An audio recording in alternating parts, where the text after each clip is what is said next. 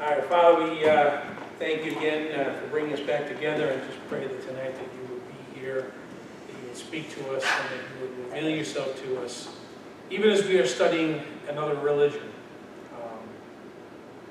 a false faith, damaging faith. And but we pray that you would be glorified as we familiarize ourselves with,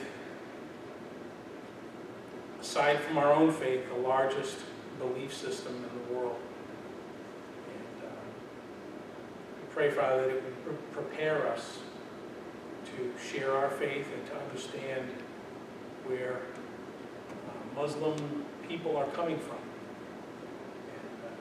And just have an understanding of the level of deception and misguidance that they're under. So, Father, just keep us alert and clear and attentive so that we can understand the origin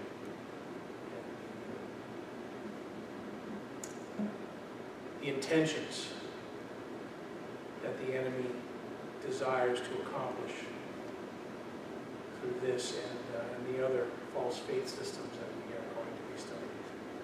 So, Father, we give you this time, and just ask for your hand to be upon us tonight in Jesus' name. Amen. Okay, so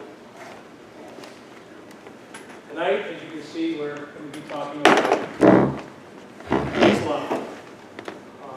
Very powerful topic in today's society, particularly in the last 20 years. This has become an issue that everybody is familiar with. I remember growing up, I was familiar with the idea of Islam. I really didn't know anything about it. All I knew was they lived over there in the Middle East, and they didn't like Jews. That was kind of my extent of understanding of Islam as a child.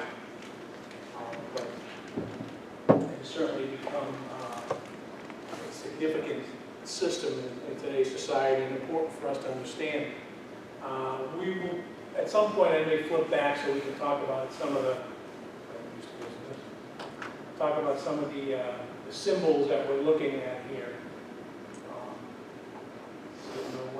These are just pretty significant things in the Islamic faith. But just to run through some statistics so we kind of understand what we're looking at here. First of all, Islam, the word Islam means submission. That's, there is a effort out there to try to make people believe that the word Islam means peace. It doesn't mean peace, it means submission. Now, they might tell you, well, it's peace through submission. We find peace when we submit to Allah, but that's not it. When we get into the particulars of the faith, you'll see. Somebody want to let these folks in over here?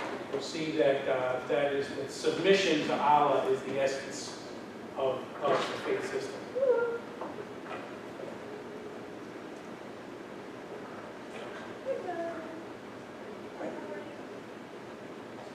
You here for the class? Yes. Okay. Come on. See you later. So, Islam means submission. Muslim means one who submits or surrenders. Purpose, bring true religion and salvation to the world. That, in and of itself, sounds much like Christianity, to bring true religion and salvation to the world. But this is basically through domination.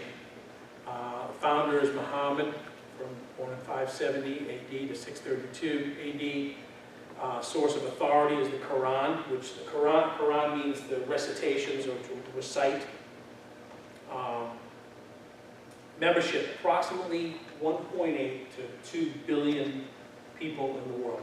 Aside from Christianity, it's the second largest religion in the world. There are between 30 and 34 million Muslims are born each year. We had, so a couple of years ago, we had, I can't remember his last name, he was an Egyptian man named Sammy, went by Sammy, and he was talking about the point that, particularly in Europe, that typically Europeans, families have 1 to 2 children. And just in order to sustain a population, you have to have at least 3 children.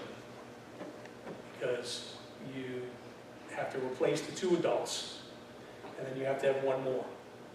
And taking into account the number of children that die as children, it takes at least 3 people to sustain a race. Most Europeans have 1 to 2 children. A typical Muslim family will have many more children. And so that's sort of what Europe is facing today, is a very large, quickly growing population of Muslims within their borders. And it's not, and when I say that, it's not an issue, it's not even an issue of the faith, but that Muslims, there is a culture that they retain, you know, much like Jews would do. You know, they maintain their culture. Along with their faith, they also maintain a level of culture and a level of separatism, you know. So this is what you find. Jews maintain their culture, but they do assimilate. Yeah, but they do assimilate, right? But they were able to maintain their ethnicity. Yeah. And, but they definitely assimilated. They worked their way into society. So 7 million plus Muslims in the United States, over 2,000 mosques, Islamic school centers in America. Began around 61 AD. Their leadership is, a caliph is the leader. Generally, there is no caliph today, other than in the Shia sect. Some will look at the Ayatollah in Iran, the supreme leader, as sort of a caliph. It's a spiritual leader, usually political. He's certainly an imam, who is a leader at any mosque, and a religious leader, what we would call a pastor, or Catholics would call a priest, or the Jews would call a rabbi, they call him imam. I think that guy, Baghdadi, the head of ISIS, calls himself the Caliph. Yeah. Yeah. I think he just got killed, though. I saw something online. Yeah, well, because the ISIS is primarily Sunni, and the Sunnis have sort of lost the caliph succession, so they don't necessarily have an official, but some, there are many that sort of call themselves the caliph, the main leader in Islam. But we'll talk a little bit about that and what all that means. So the sacred scriptures is the Quran, which consists of 114 surahs or chapters. Some versions have less. Also what is called the Hadith, which is a narrative, informal record of practices. It's again, we're going to get to some of these things in a little bit more detail. Meeting places, mosques. Symbols, the crescent moon and the 5-point star, we saw that in the first picture. That's the symbol of Islam.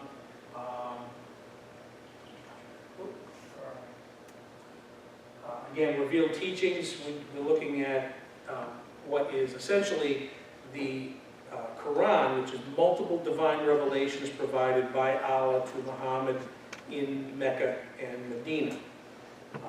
Their claim, and this is really important, the claim the true religion given by Allah to Muhammad, his prophet.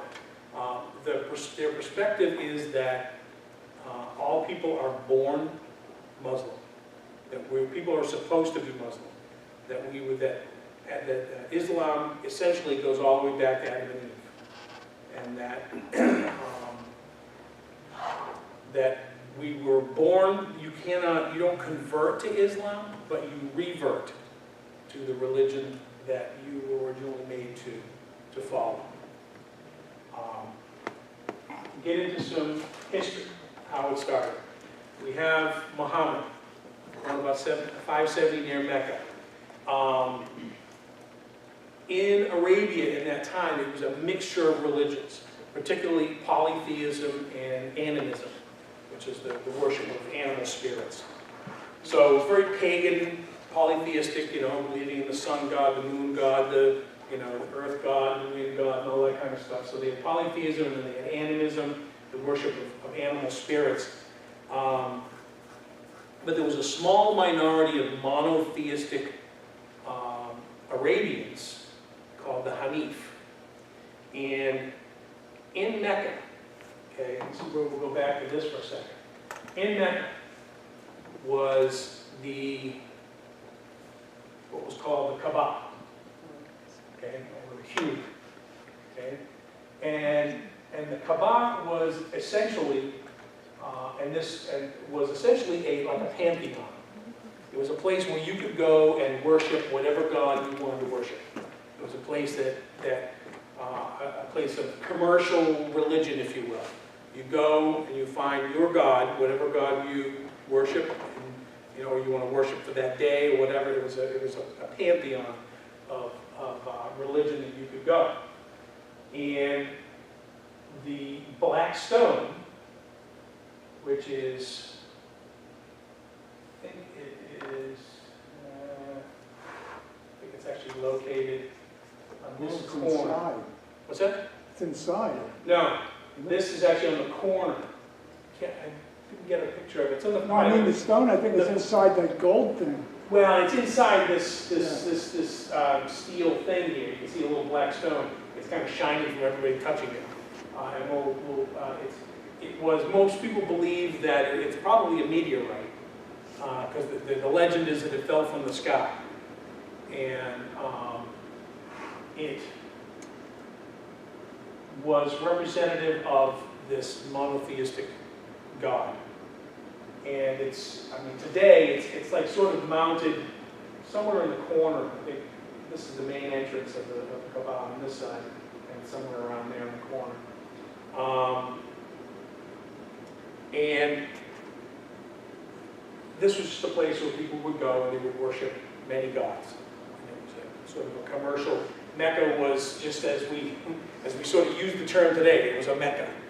It was a place of commerce, and it was a highway. It was a central point of all kinds of commerce in the Arabian Peninsula. And the Arabian Peninsula was really a highway and a byway to other parts of the world. So at this time, before there were great navies being built and waterways and things like that. So this was a huge central place. And Muhammad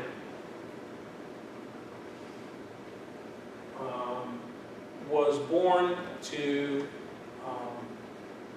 sort of an insignificant tribe in Arabia, was orphaned early in his life, raised by his uncle, essentially illiterate.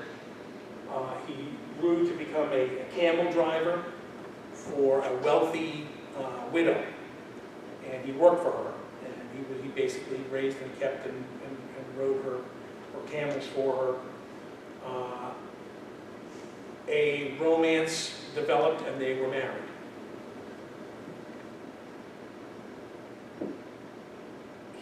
After marrying her, he essentially, took on the role of a man in that day and the leader of his house, and became a wealthy man himself, a wealthy merchant, doing business in Mecca.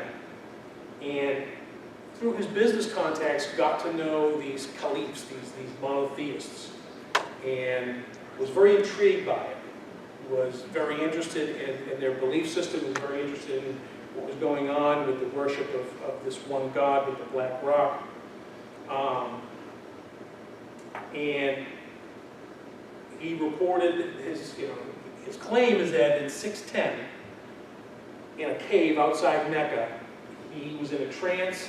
He was met with the angel Gabriel, who said to him, recite, say these things. And that's the Quran is the word that he said. Quran, recite these things. And that Gabriel began to give him these visions. And these visions would continue for about the next 22 to 23 years. During this time, his wife supported him and encouraged him to essentially become a prophet, to become an evangelist, to begin propagating this system that he was developing as he was hearing these and seeing these visions from the angel Gabriel. And he became what you might call an uncompromising prophet. He was a true believer in what he believes he experienced, and was a very strong evangelist that would believe.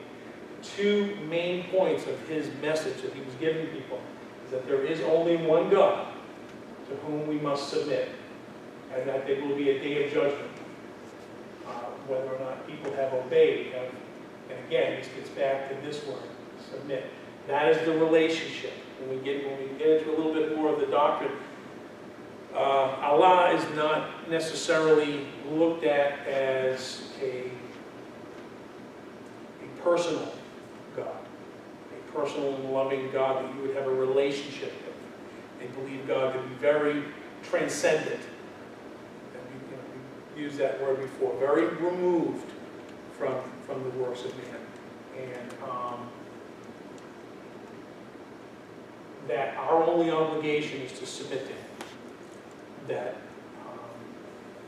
God is only sovereign, that he has a will, and that we can choose to be in that will, or we can choose to be out of that will. And if we choose to be out of that will, then we are outside of submission, we are outside of Islam.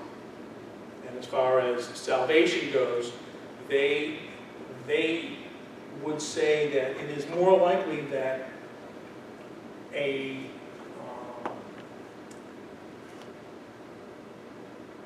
Christian or a Jew who would behave themselves, would act in acts of submission to God, would be more likely to go to heaven than a Muslim who was rebellious toward God. It's not it's less, very much like we said about Judaism. It really is more, or what Judaism has sort of become, it's more a faith of behavior than it is of belief. The beliefs are there, but the beliefs are for the purpose of behavior. Whereas in Christianity, we say our belief system is for the purpose of relationship. And out of that relationship, we should see a behavioral correlation to our faith. In Islam, faith is important, but it's more about the behavior. It's about, are you submitted? It's less about the doctrinal things, and that's why you'll see sort of a wide variety in Islam. And we'll get into some of that later regarding the tenets of the faith. And we'll see this in just about every religion that we study. There is sort of the book religion, there is the statement of faith, and then there's the way that it's practiced. There is what's called folk religion, the way that it's lived out. And it's often two very different things. And when we're going to look at some of these points of Islam, these belief systems, these points of faith, there are some that are very strict, and they're the ones that have to do with behavior. Some of the ones that have to do more with theology, you don't necessarily see that as practiced in as much orthodox as some of the other things. So Muhammad is propagating this religion, this belief system that he's receiving from Gabriel. He started getting followers, started developing, gathering of followers, and eventually into the 1,000. In 622, the Meccan city fathers, very much like we see in the book of Acts, say, wait a minute, this guy is disrupting our business. We are in the business, Polytheism and animism is good business, because you can sell a lot of idols, you can sell a lot of, different kinds of idols. If you believe that there's only one God, well, there's not a lot of business in that. So for commercial reasons, the city fathers wanted Muhammad out, and his followers out of Mecca, because he was ruining their business. So they drove them out, and he went to the city of Yathrib, which is, today is Medina, and there he began to grow his religion. More visions and recitations continued, only now these visions that he was getting were a little bit more violent. They were a little bit more warfare-oriented. So he eventually, when his followers became enough, he raised up an army. He went back to Mecca and captured it. He conquered the city, and he cleansed the Kaaba. Got rid of all the gods out of the Kaaba except for Allah. And the word Allah just means God. It's the Arabic word for God. It's not a personal name, it's not a proper name of a particular God, or it just is, in very many ways, as Christianity would say, well, who is your God? Our God is God. He is the God. And that's sort of what they're saying. I'm not saying it's the same God as Christianity, it's a different God than Christianity, than we believe the Bible teaches, but it's not a personal name when they say Allah. In other words, if you were reading the Bible in Arabic, where you would see the word God, you would see the word Allah, because it's just the Arabic word for God. So don't get too, wrapped up, because Arabic and Hebrew were sort of sister languages, and the Hebrew word for God is El, or Eloi, or Elohim. So you can sort of see the relation between Eloi and Allah. They were sister languages, so you'll see the comparisons. So he returns, captures Mecca, cleanses the Kaaba, and begins mass conversions via military conquest.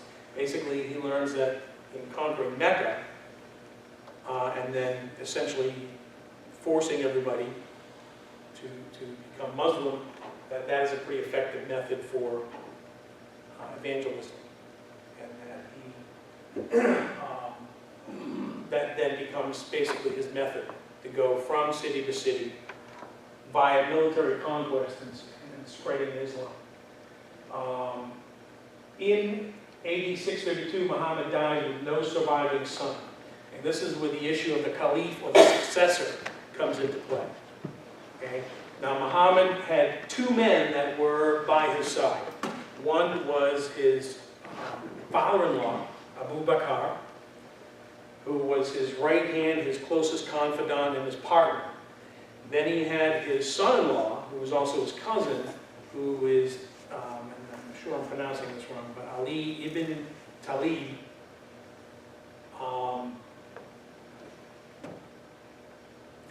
As soon as Muhammad died, people began wanting to worship him. People began wanting to deify him. And his father-in-law, Bakr, got up and said, no, Muhammad would not want to be worshipped. Muhammad told everybody to only worship Allah, and that's it. So Bakr kind of stepped up and took on a leadership role. Plus he was an older man. People generally accepted him more as a leader over Ali. So what happened was the majority, which is the word Sunnah, followed Abu Bakr. The faction, the break-off, or the minority, the smaller group, or the Shia, followed Ali.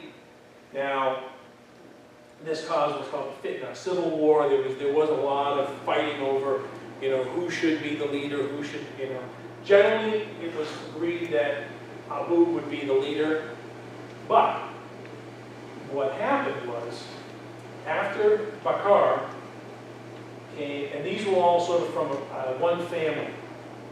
Umar became the caliph, and then Uthman, okay, all three of them met an untimely death, whether poisoned or stabbed to death. Just very, very violent beginning to this religion. And then Ali got his chance to be the caliph. As he became the caliph, there were still those who thought that the next person in the line in this family should have become the caliph. So there was even more fighting. Ali turns around and says, "Look, let's have a compromise. We'll essentially he's saying, look, we'll get a mediator to come in and decide who should be in charge. Trying to be conciliatory to everybody. His own followers were not so conciliatory and thought that he was compromising, so they killed him. And so then the Sunnis, in effect, became the de facto leadership. However, Ali's two sons were assumed to be the leadership, and so the whole Sunni and Shia division continued. That's what we see today when we see they talk about the Sunnis and the Shias. It has nothing to do with their level of faith. The Shias are not a radical division. The Shias are not, and the terrorists that we see today are in both. You see both Sunni and Shia terrorists.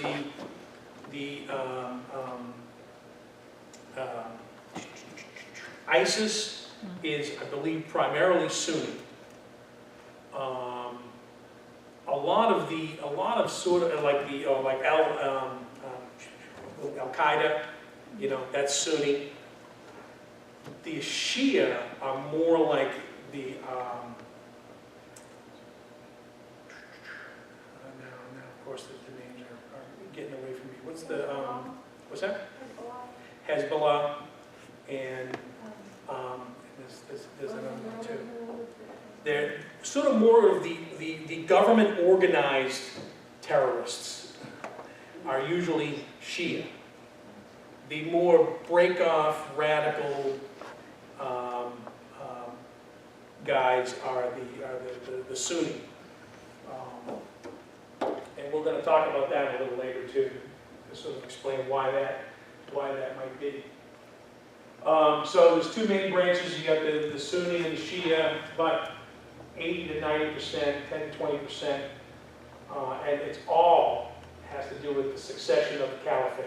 It has nothing to do with doctrine, it has nothing to do with belief systems, it has nothing to do with the level of their faith or anything like that. It only has to do with the succession of the caliphate.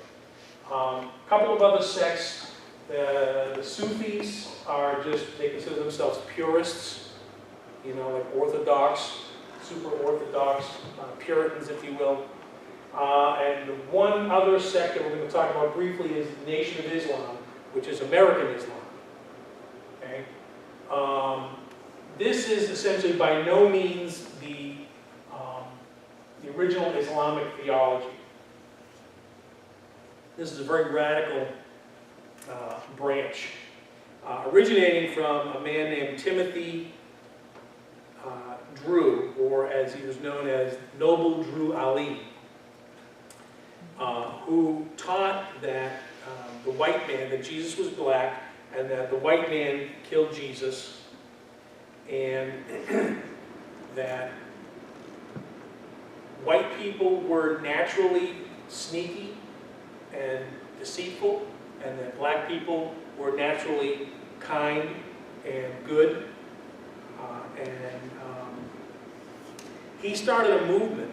The movement didn't necessarily go very far, except that a gentleman by the name of Wallace Dodd Fard, which, as I was researching him, if you ever just want to get caught up in a list of aliases, this guy was all over the place. He that's not even the Wallace Fard wasn't his name. His original last name was Dodd, and he wasn't even I don't even think he was black. I think he was like Pakistani.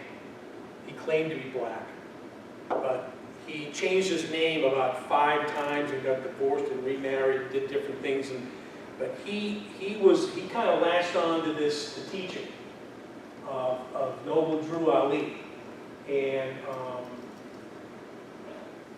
he began to propagate.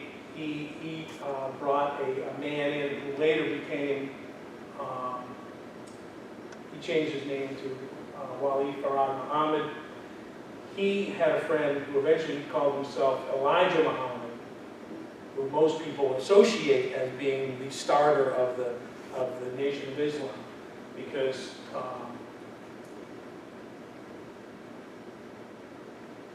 Wallace Fard died shortly after. He disappeared. He just, in 1934, the last person to ever see him was Elijah Muhammad. He got on a plane, and nobody ever saw him again. Nobody really even knows what happened to him. He just disappeared and was never heard from again. And Elijah Muhammad said, well, this is like in the Shia sect of Islam, you've probably heard about the Mahdi, that they had imams, and they had what they called the 12 imams. And the 12th imam disappeared. Nobody knows what happened to him. The 12th imam he didn't die. Nobody knows. He just disappeared one day. Nobody knows what happened. So they sort of came up with this idea that he is in seclusion to this day, and will someday come back as a resurrected imam called the Mahdi, or the 13th imam. Now, Elijah Muhammad sort of took on this. Well, that if Fard disappeared, then maybe he is going to be the 13th imam. He is in seclusion and will come back someday. And he essentially continued this idea of racial war, racial division.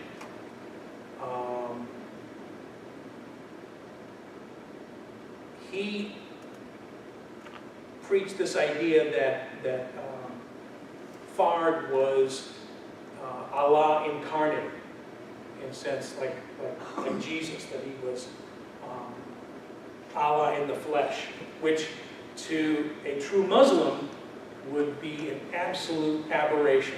Is blasphemy to say that Allah would ever take on human flesh. So Elijah Muhammad took over and founded what's called the Lost. It was because the idea was that blacks originally came from Mecca, that they were the original guardians of the Black Stone, and that they were led away in slavery to the United States, and that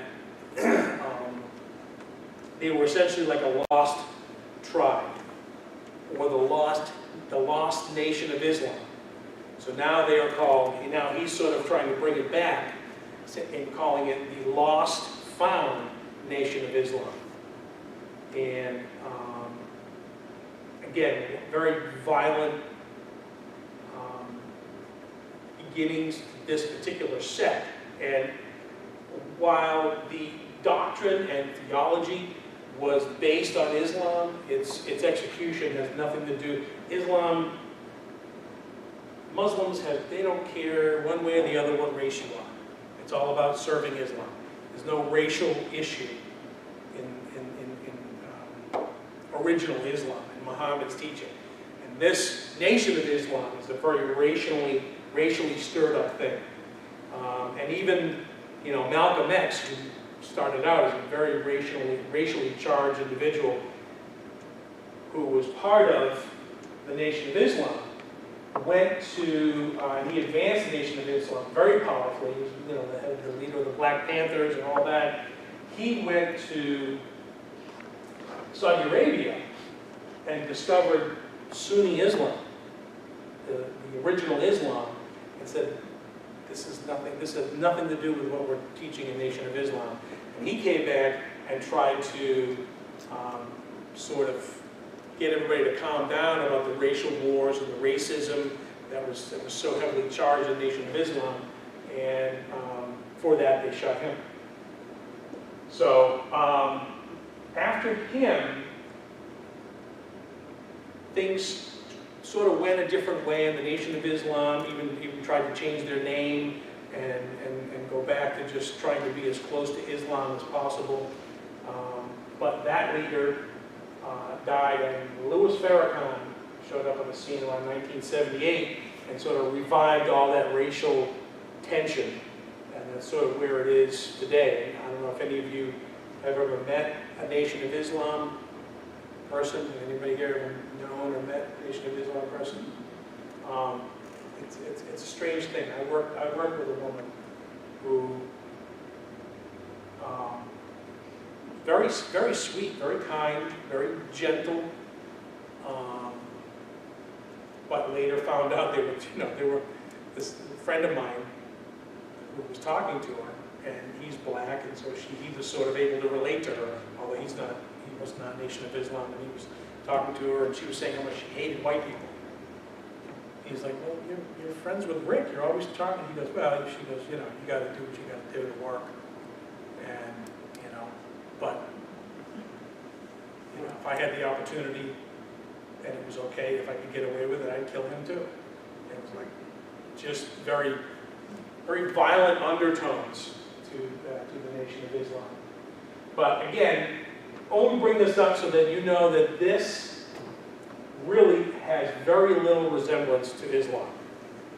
So we went down a rabbit trail that has nothing to do with what we're talking about tonight in a sense, but I just want us, because we can, if you go to some big cities, you go to Chicago, you go to Detroit, you're going to run into Nation of Islam, sometimes they call themselves 5%ers, very violent undertones to it. It really bears very little resemblance to Islam. This is Islam. The 5 pillars of Islam. These are the things that are non-negotiable if you're a Muslim. Okay, what's called the 5 pillars of the faith. A shahada, which is the confession. And this is it. There is no God. And James is going to kill me one day with these things. Let this stage finish soon. I'm going to take a header off this thing. There is no God but Allah, and Muhammad is his prophet. If you revert to Islam, you must publicly confess this, and that's how you become a Muslim. You confess there is no God but Allah, and Muhammad is his prophet. That's the essential, the bedrock of the faith. Okay, so that's the first pillar, is the Shahada. The second is the Sawm, which is a fast. And it's done during the month of Ramadan. They fast from sunrise to sunset. During that month, the 9th month of the year for them. And they go by the lunar months, so they have about 12 days less than the typical calendar, than the solar calendar. They go by a lunar calendar. So that's why Ramadan, if you ever notice, Ramadan is a different time. It moves through the calendar. Like we just had Ramadan, it was in the spring this year, right? I remember Ramadan being in the fall, not too long ago, but that's because the 9th month sort of moves through our calendar. It doesn't synchronize. So the 9th month is in the month of Ramadan, because this was the month in 1610 that Muhammad supposedly received his first visions.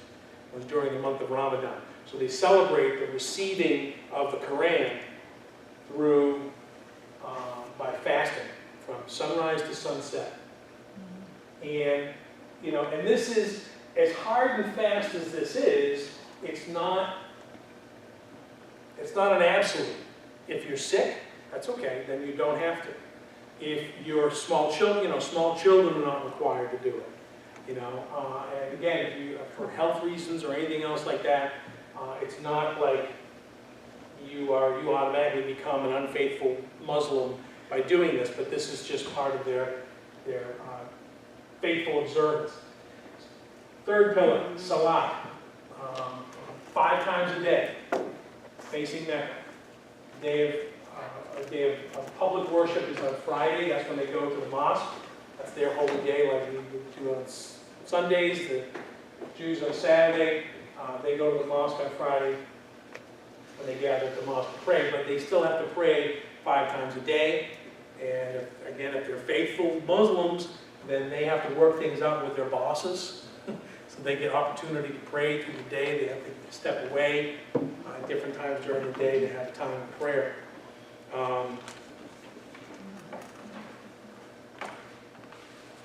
fourth one is zakat, which is the alms or giving of the poor. They're required to give 1/40 or about 2.5% of their income, of their profit, not gross income, but of their profit, to help the poor and further Islam, giving to mosques, religious schools, or to jihad or whatever.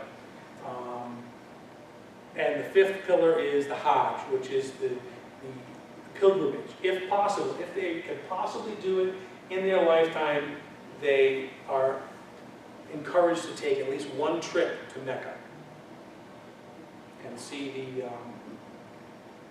the mosque in Mecca and the Kaaba.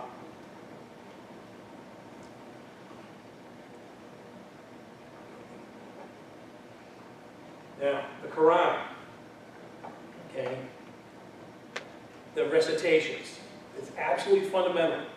It's the sacred book of Muslim and scripture, and it's said to be perfect and eternal word of Allah. Final authority, it is incorruptible, and it should be recited in Arabic, like I was saying earlier. It must be read and recited in Arabic, even if you don't understand Arabic. That is the only proper way, and that's why it's like they get upset if people try to publish the Quran in other languages, even if it's for other people to read, because it's not supposed to be given in any other language other than its original language. Now this works. Here's the thing about the Quran. The Quran was compiled by Uthman, who was he was the caliph after after Muhammad's father-in-law died. Uthman was the caliph, and what he did is he did this, because Muhammad never wrote anything down. He was illiterate, never wrote a thing down. But those around him wrote stuff down, and Uthman went around when he became caliph, and he said, look, let's gather everything Muhammad ever said that he received from Gabriel. You know, anybody that ever was around him writing stuff down, whether it was on a piece of wood, a leaf, paper, whatever he wrote it down on, let's gather everything that anybody ever wrote about what Muhammad said, and they went through it, and they sort of tried to find the things that he said he was told by Gabriel became the Quran. Okay? The things that he just said about himself or about life, his advice, his life story, that stuff became what's called the Hadith. Yeah, and that is sort of like the practical living. But this was supposedly, the Quran is what he supposedly received directly from the angel Gabriel. And it is, once they collected it, they decided what was to be in it, they just burned everything else. So there'd never be an argument about what would be in the Quran. They just burned everything else and just eliminated any record of anything else. It is divided into 114 chapters known as surahs, and then there's verses within the surahs, and they are listed in order of size. The largest ones first, and the smallest ones afterward. And generally, it ends up running in reverse chronological order, because the first visions he received were shorter. They didn't get more verbose and long until later.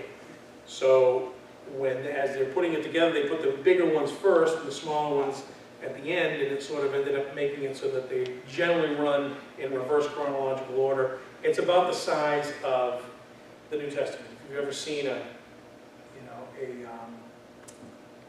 a Quran, it's, you know, it's not much bigger than like Joyce's Bible right there, you know. It's sort of, it's not a very big, I mean, you know, you see, sometimes you see Bibles and they're like, especially if they're large print, you know, they're like these giant things, but it's actually not a very big book. Can you buy a Quran in English? I mean, they have them in English, don't they? They have them. I don't know where you would buy one, and they may be hard to find, because Like in a again, bookstore, can you buy a Quran? I have one. at Barnes and Noble, I don't know, you can look it up, you can try. I've never Just tried, curious, you know. because Yeah, again, I've- it's, I've- you have one? Yeah. Oh, okay. You're not, because it's not supposed to exist. What do they do to you in case you're reading it in English? Well, I don't know. I mean, well, and we'll get to that in a minute too, because it's, you know, not all of them are trying to cut people's heads off. You know, it is only a small majority that are that militant today, and there's an interesting reason for that I think. I'm very surprised if you have one, and especially if you pull back. Yeah. It's, yeah, I know that, I'm sure there are people that do it. I mean, you know, in the United States, we have our rights, we can do it. And we can't be, you know, it's not something that they want to have happen. So they may even say, well, it's not the Quran, especially if it's in English and you can't trust that it's right. They even have a. We used to have them to pass out to prisoners in jail, Oh, really? so they would ask for them and Yeah, there's one evangelist that even uses the Quran. He goes up to people with the Quran, goes up to a Muslim, and uses the Quran to lead them through the gospel. Because it talks about Jesus in the gospel, in the Quran. And we'll get to that in just a bit. So, 6 articles of faith. Okay, now we're getting into more of the belief, the faith system. As the 5 pillars, if you notice, they're all behaviors. It's all, I mean, except for the first one, which is still a behavior because it's a confession. Okay? Confession, prayer, almsgiving, you know, fasting, and, the pilgrimage. You know, those are all things you do. This is more about what they believe. And again, it's not high on the priority. The 5 pillars are much more high priority than these are, but they generally believe these things. Faith in Allah, Allah is absolutely one. Shirk is the greatest sin which one can commit, which is assigning partners to God. In other words, the Trinity. Trinity is an aberration, is absolute blasphemy to a Muslim to say that there would be anything that was equal to God. And obviously it's because they don't understand when we're talking about the Trinity that all 3 members of the Trinity are God. And it's not that they're just equal to God, they are God. Jesus is God, the Holy Spirit is God. But they are rigid monotheists. And any suggestion to anything else is an abomination. Angels, they believe in the existence of angels, obviously, because they received it from Gabriel, revealed the Quran to Muhammad. They believe each person has 2 angels recording our deeds, because deeds are very important. This is how you're going to get into heaven in Islam, is by your deeds, not by what you believe necessarily, but by your deeds.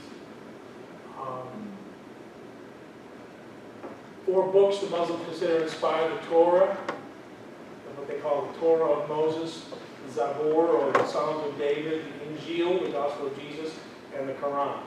And, you know, they believe that the Bible was corrupted, that the Jews corrupted the Old Testament, and that the Christians corrupted the New Testament, and so none of it can be trusted. And you can only believe as much as you read that concurs with the Quran or any of these other books that were sort of written after the fact as rewrites of things that are in the Bible.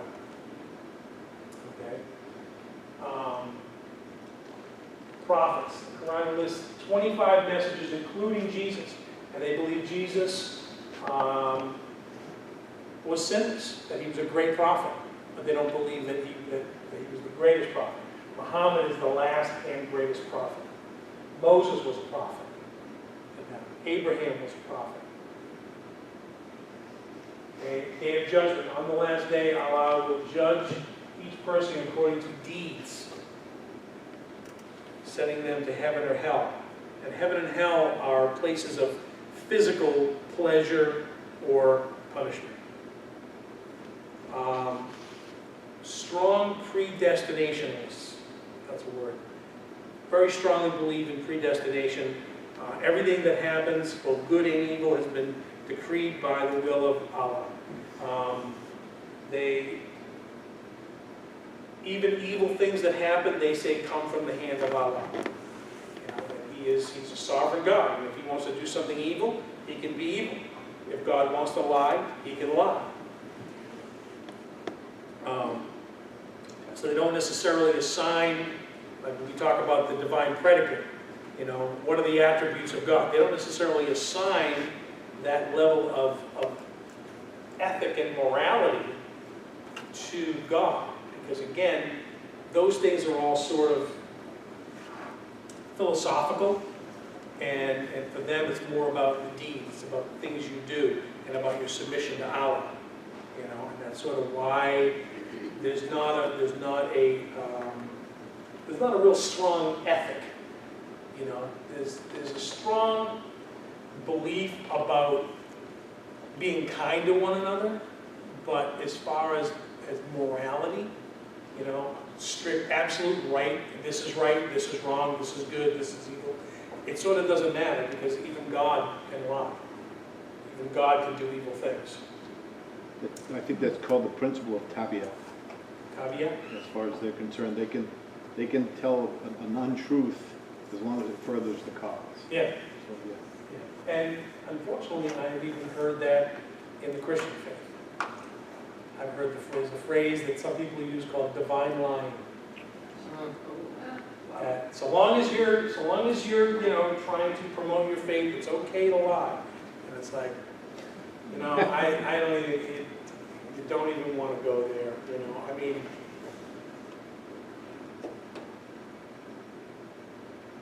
I don't have a problem with somebody lying to the effect that, you know, like Corrie ten Boom and her family hiding the Jews, and the Nazis show up and say, do you have any Jews here? And you say no. Okay? I don't know if you want to call that lying or not. You know, I think that's a pretty good reason to not be completely truthful. You know, if your wife says, do I look fat today? Don't say yes, right? There's a time to not be completely brutally honest. But this was not that. This was people being deceitful, purposely deceitful, saying, well, it was in defense of the, you know, if I tell the truth, then there's going to be a whole big blow up, and the church is going to be hurt and all that. Well, you know, maybe what you're doing you shouldn't have been doing. You want to lie about it, Scott? Well, if one of the books that they consider is the Torah of Moses, wouldn't they have the Ten Commandments in there? Yeah, but and again, it's about deeds. It's not necessarily about morality. And I know that sounds like a subtle difference, but there is a difference in the idea of because we look at the Ten Commandments and say these are absolute issues of ethic and morality. They would see it, well, these are just good things to do. These are the right things to do. But if you need to break them, you know, it's not that big a deal. You know. It's obvious with all this lying that the whole thing was invented by Satan. Yeah. Lying, I mean, they don't believe anything God says, that kind of thing. Yeah. And it's a playbook that we're gonna learn about later too. I mean, Dick, does this sound familiar at all to you? Certainly does. About 600 years before the Quran was written or interpreted, Galatians 1:8 by Paul said, even if an angel from heaven gives you a different scripture, believe him not, he's a Right. So, And we're going to learn that this same pattern gets repeated when we're going to be studying about the Mormons. the Mormon Church, exactly. You know, a man who is discouraged by the current religious state that he's living in, is trying to find something that's a better deal, secludes himself, is visited by an angel who gives him some, you know, tells him where The there's angel an baloney. extra, What'd you say? He's a baloney. Moroni. Tells him where there is a writing that he needs to distribute, Golden tablets. the golden tablets and all that, you know, so it's sort of a playbook that Satan likes to use. Sure is. Deceives a lot of people. Okay, so, beliefs, attitude towards Judaism and Christianity, generally it's outright rejection. Muslims think the Bible has been corrupted.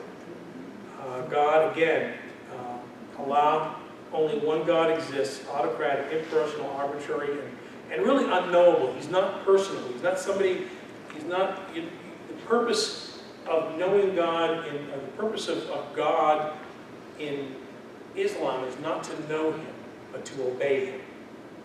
To know His will and to do His will, and His will is spelled out in the Quran. So, you know, they pray to Him, but it's not a personal relationship. Jesus is a prophet, not the Son of God, not divine, but yet sinless. And they believe in the return of Christ as well.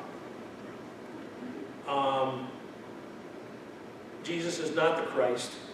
He is not the anointed one. He's just one of many prophets, but they are waiting for the Mahdi, like I said, particularly in the Shia sect, the guy who won the return of the Imam. Holy Spirit is absolute heresy in the Islamic faith, along with the Trinity. God is one. There is no Holy Spirit. Allah is Allah, and that's it. And again, there is no Trinity. Salvation is obtained by good works unto Allah and Quranic guidances rather than human strength, not grace. It's what can you do? What can you produce? Can you show your obedience to Allah? Man was created out of clay, is to live in submission. Man was not created in the image of God. Again, that would be blasphemy, that we would in any way resemble God. See, God is totally, remember we talked about the God being totally other? He is so totally different. In this, He is so transcendent, He is so totally other that there is no comparison. There is no way to compare Allah to man. He is a completely different, and we believe that God is totally other, but not so other that there is no comparison, that we don't have an analogy, and we can't say God is good, God is holy, you know, God is just. We can't use those adjectives about Him because we were created in His image and He gave us this understanding of these principles, you know. But they would say that, well, we have these understandings of these principles, but He doesn't necessarily have to live by them because He is such a totally other thing that there is no comparison. Is there anything in the Quran about this nonsense about the 72 virgins in heaven and Allah's garden and all that? Is that in the Quran, or is that just something they've thrown in there? I would have to look at. I don't know that it's specifically in the Quran. It's certainly Because part I do of, believe that. it's certainly part of their tradition. And one of the things that we're going to talk about is there is very little assurance of salvation in Islam, in being a Muslim. You can't know. You can't have the assurance of your salvation. The one way you can be assured is if you die in a jihad. If you die in a holy war, then you are guaranteed, because it's the ultimate sacrifice for Allah. The ultimate act of obedience and submission to Allah is to die in a holy war. So that's the one way you can be assured of salvation. Now again, heaven for a Muslim is a place of physical pleasure. So, you know, the idea of 72 virgins certainly fits in with that belief system. When they die, they get to see Allah, right, don't they? What's that? They die for Allah. Yeah, they die for Allah, right. Well, they really get to see Allah. You know what I mean? Yeah. Man is not sinful. That's interesting. Man is not sinful. However, when a person chooses to reject Islam and Quranic guidance and reject righteous direction, then forgiveness by Allah is required. They believe in forgiveness. They just don't believe that man is essentially sinful. that we are born with a sin nature. So that's why, and again, that's what, even in Christian circles, those who believe that we can attain salvation by our good works, you're essentially saying that we don't have a sin nature, that we're essentially good, and that we can be good enough to get into heaven. It's a dangerous place to fall into. Satan, they believe in Satan. He's the opposer of man.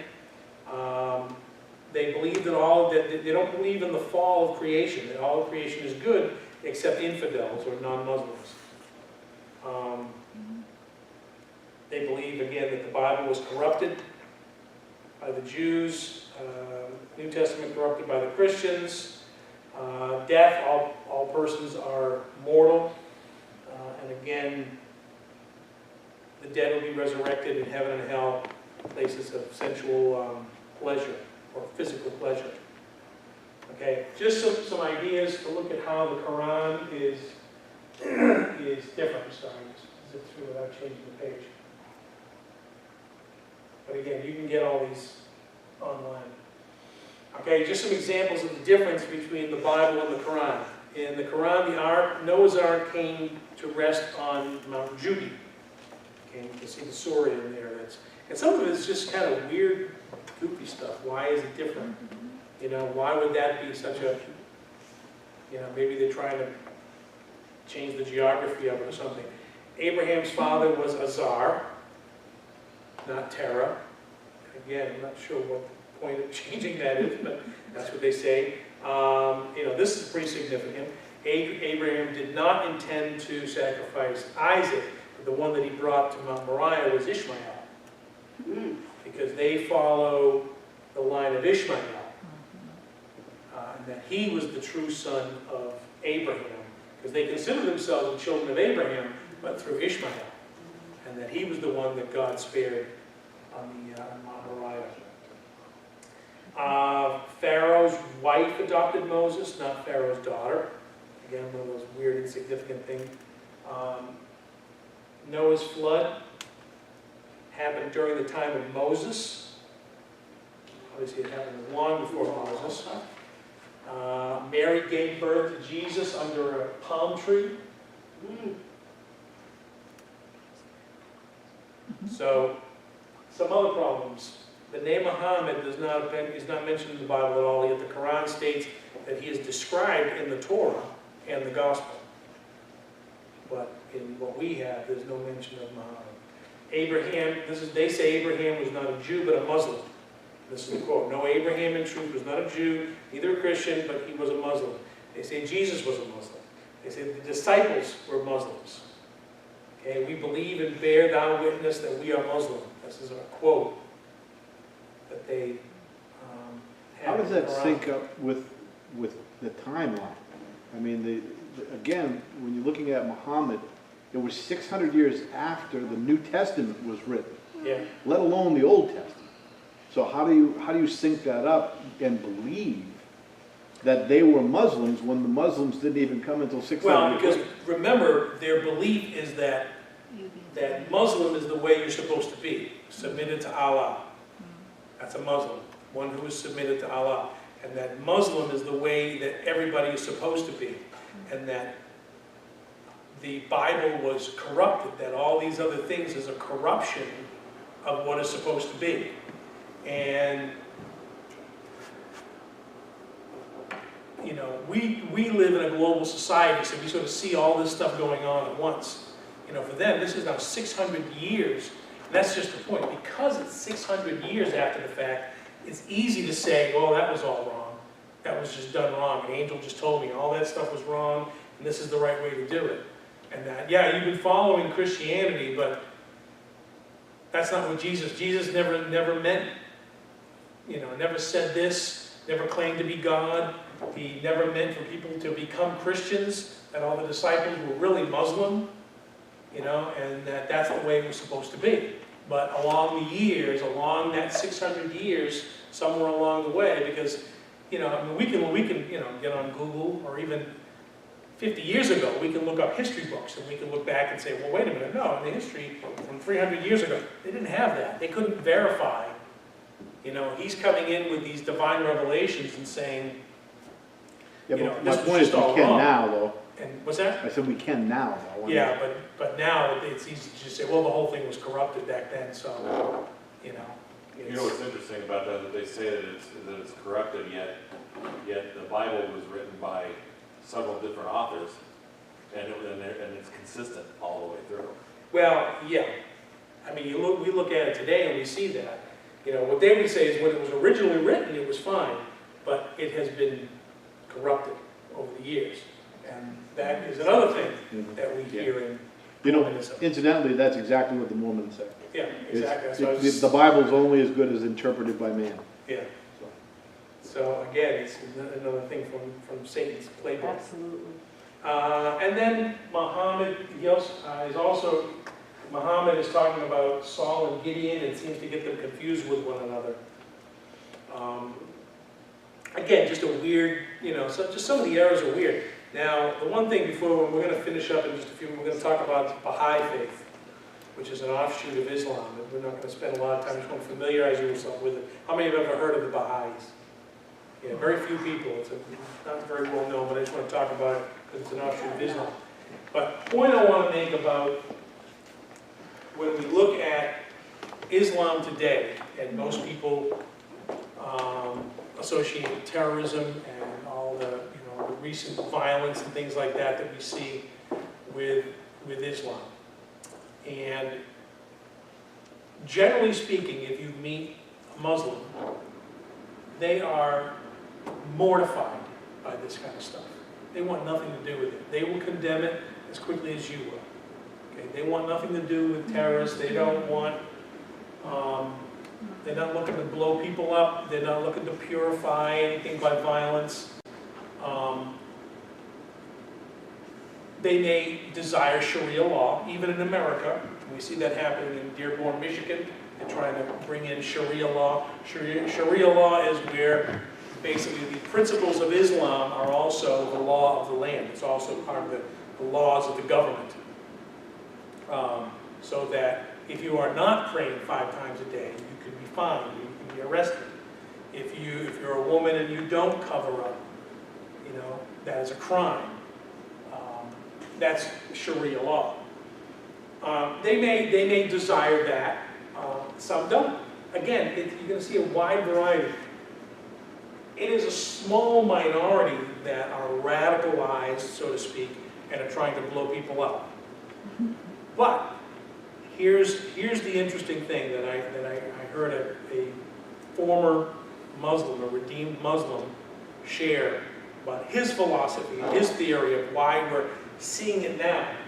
And we can sort of compare it to what we're seeing in Christianity. That today, we have seen Christianity become stale and watered down and sort of very innocuous and harmless and just melded in with society, not trying to stir things up, not being very evangelical. Look, we're just here to show up for church and do our thing and punch our clock, and we're happy with that. So we see that in large denominations of Christianity. In the last, let's just say, 50 years or so, we have seen a resurgence of evangelicalism, of non-denominational churches, who have stepped outside the denomination and said, wait a minute, can we look at the book of Acts? Can we look at first century Christianity? What did these guys do? Just like we're talking about on Sunday mornings. What did these guys do in the first 100 years of Christianity? Shouldn't we be doing that? Shouldn't that be what Christianity is about? And that's what, as much as possible, that's what we try to do here, is look at what were the practices, what were the things that made Christianity in the first 100 years that it was around, if you will. Okay? Sort of fundamentalists that we're often called. Right? And I'm fine with that. I believe in the fundamentals of Christianity, not all the trappings and the ceremony. I believe in the fundamentals of the faith. So we're called fundamentalists. So take that same principle and apply it to Islam. you have in Islam today the vast majority of Muslims who are more than happy to just go along, to get along. They just want to practice their faith, they want to practice their religion, they're not looking for any trouble. You know, they would be considered by the radicals to be watered down, dead Muslims. Because what they have done is they have said, we want to get back to, if you will, 1st century or 7th century Islam. We want to go back to the founding principles of Islam. What were the things that launched Islam and made it grow the way it did? Military conquest. That's the essential seed and the foundational principles that caused Islam to grow so greatly in the first couple of 100 years of its existence. You know, was basically military, violent conquest. So, you know, I think this is one of the things that we see happening is people, you know, Muslims returning to a fundamentalist Islam. You know, and that's why they're in the minority, just as fundamentalist Christians are in the minority. You know, they would tell you that that's exactly what they're doing. We have lost our way. That Islam has lost our way, just as Christianity had lost its way, and now is trying to return to its roots. These fundamentalists, Muslims, would say, we're just trying to return to our roots. This is the way that it began, and this is what we want to return to. Contrary to the Jews, the watered-down Muslims don't want to assimilate. They Right. like being in their own Right. group Well, and doing their own thing. Right. And they're trying to maybe make us be like them. yeah, and that's why, I mean, I say that, you know, they're not necessarily trying to bomb everybody, but they're not necessarily trying to, Become a good American. well, yeah, they want to stay separate, they want to practice their faith, they want to be, they don't necessarily want to completely assimilate, they don't mind getting, you know, going along to get along, but they don't necessarily want to completely assimilate, you know. Even, you know, you hear Benjamin Netanyahu talking about, even in Israel, for the most part, the people, he says, you know, his line is, you know, for the most part, we get along. He says, there are a few that are causing trouble. He says, but our kids go to school together, and our kids do this stuff together, and they grow up together, and they get along fine. It's the loudmouths on both sides that, you know, that are making a big deal out of things. So I just think it's an interesting parallel to see that this is what I believe is what's happening, and why we're seeing more of it now.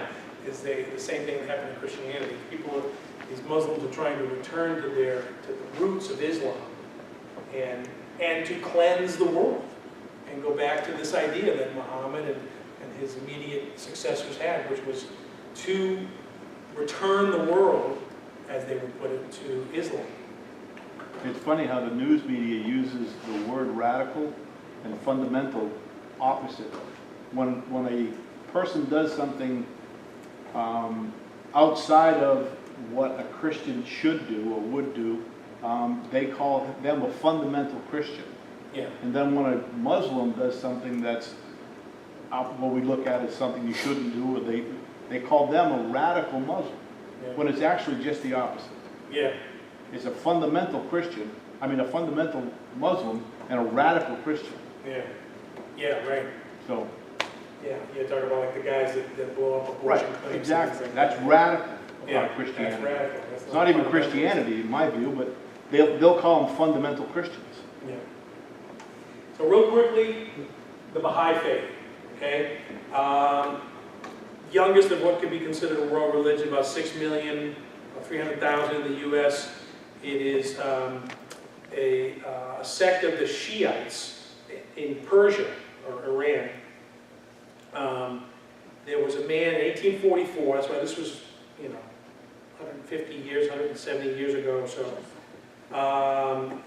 Mirza Ali Muhammad, a descendant of Muhammad, and he declared himself to be what's called the Bab, or the Gate.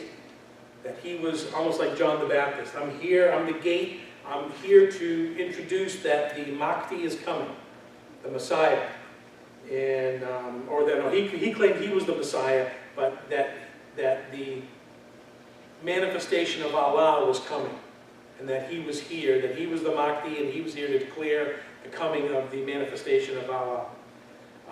He announced that, again, he was a forerunner of a world teacher who would appear to unite mankind to bring them peace.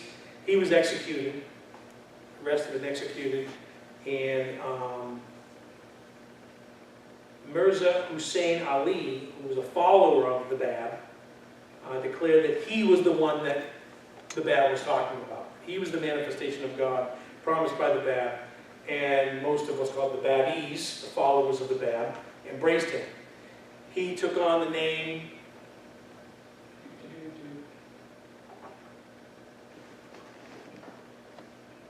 Baha'u'llah, which means the glory of God.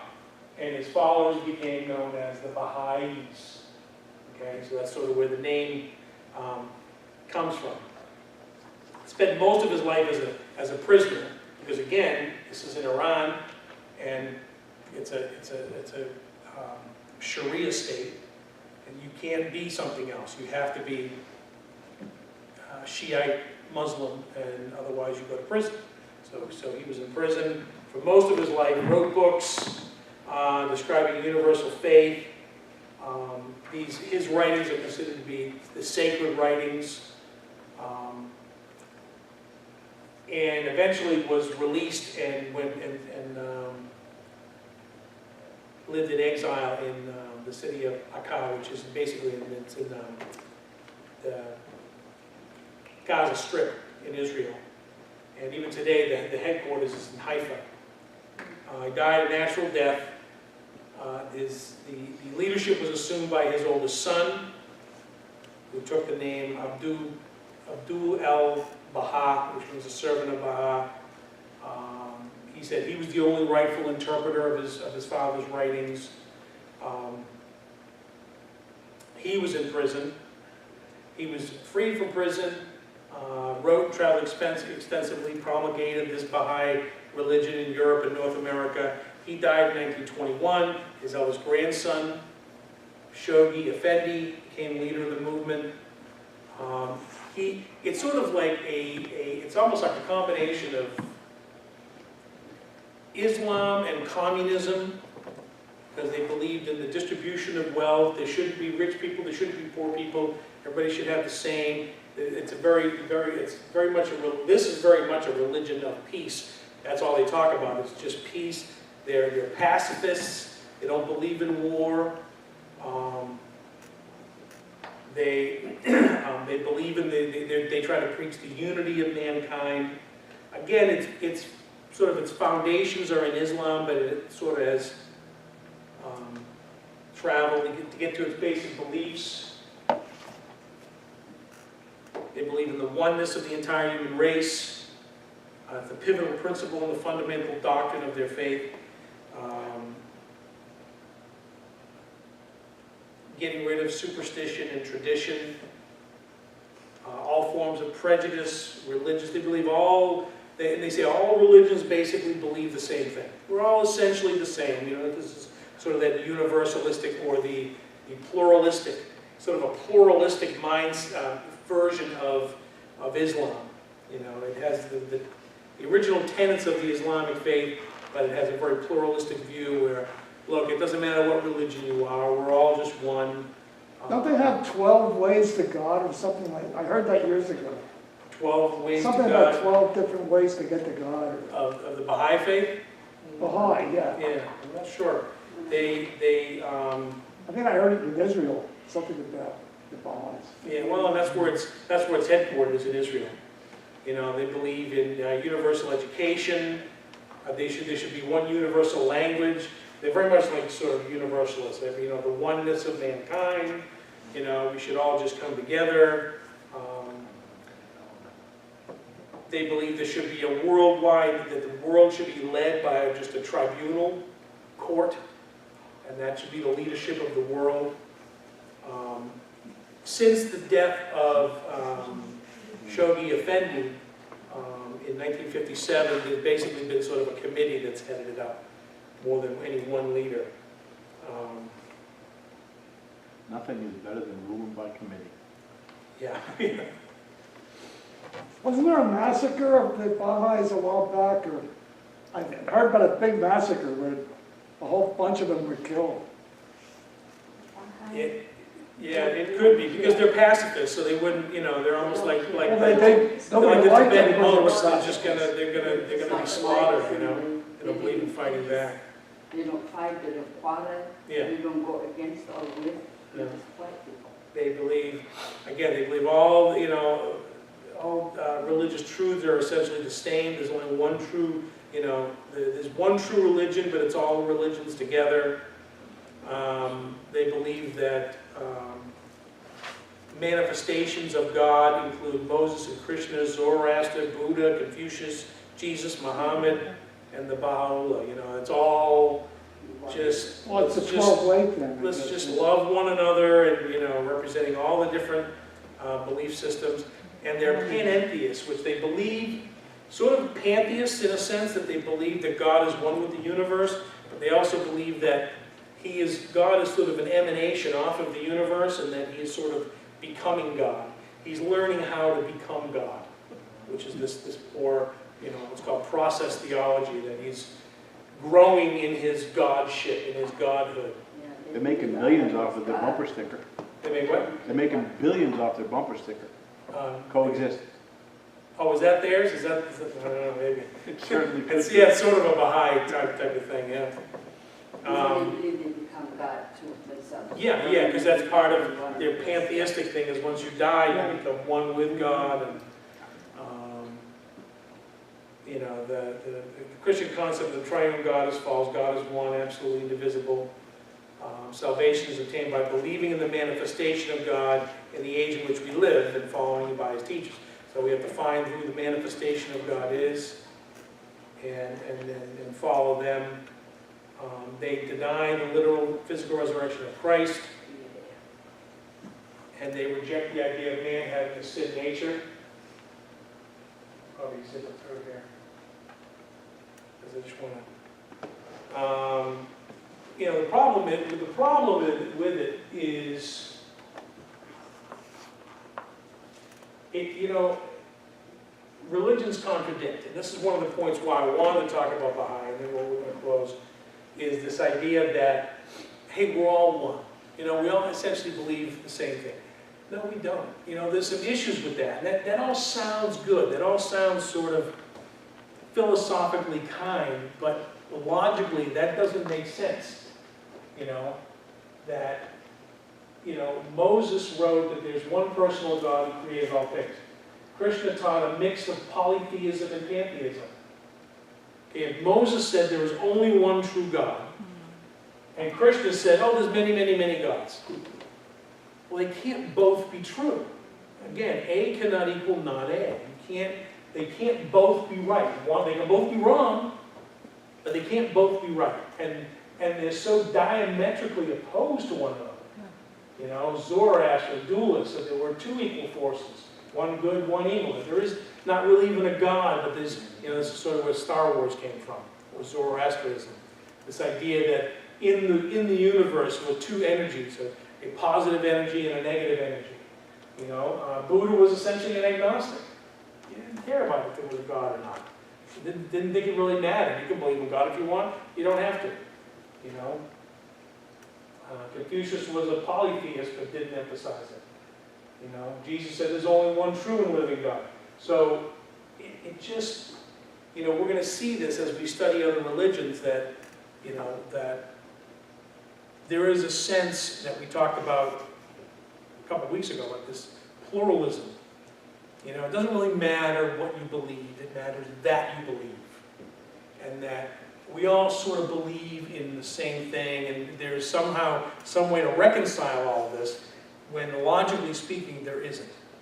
You know, they are so diametrically opposed to one another in their belief systems that there is no way to reconcile, you know, how these belief systems can coexist.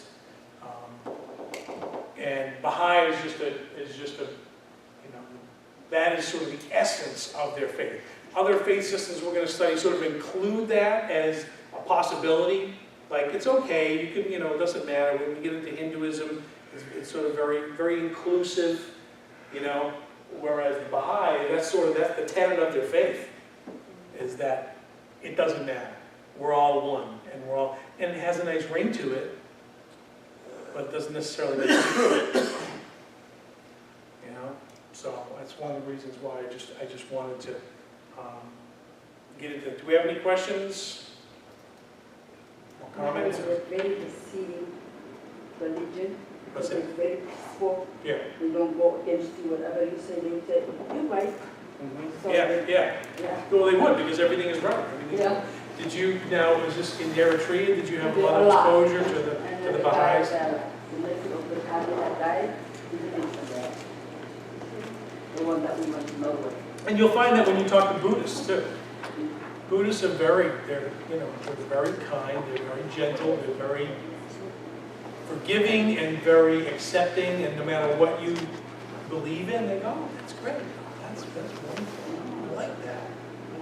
But it's sort of these very, very wide, embracing arms to receive everything in, and it's again, it's nice, but nice doesn't necessarily mean truth. Is it more important to be nice, or is it more important to find the truth? And I think we should be nice too. Nice is good. If we're following our faith, then we're going to be kind. Jesus talked about being kind. Paul wrote about whatsoever things are kind, whatsoever things are pure, whatsoever things are just. Think on these things, and we should be.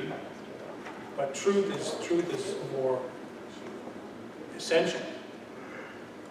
Any other comments, questions? Mr. Mahoney? Shall I ask now about what God says about religion, or shall I wait until the end? Well, what do you mean? What I mean is, What does God say about all these religions? yeah. Well, why don't you say that for the last class? Or shall I ask at the end? Yeah, you can ask it at the end. Okay. We're not there yet. We haven't gone through all of them. Okay. All right, any questions? All right, let's pray. Father, thank you again for enlightening us. And Father, we just pray that, again, this would help us to understand where people are coming from, and that it's not that people have an agenda, but that the enemy has an agenda. And that he desires to lead people astray.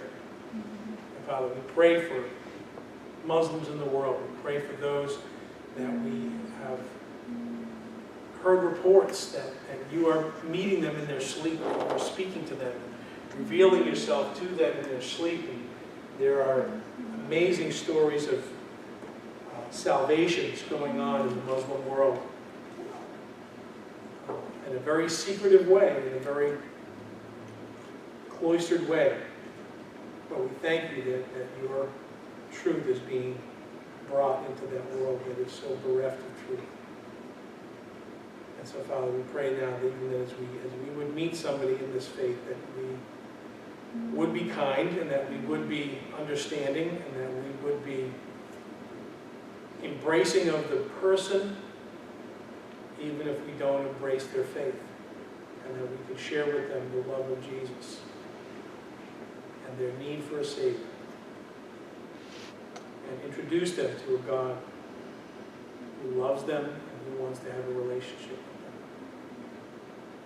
And we thank you for that privilege, that you are not the God of Islam, that you are not cold and impersonal, but that you are personal and loving and gracious and forgiving. And again, we just thank you now, and just bless us now as we go, in Jesus' name.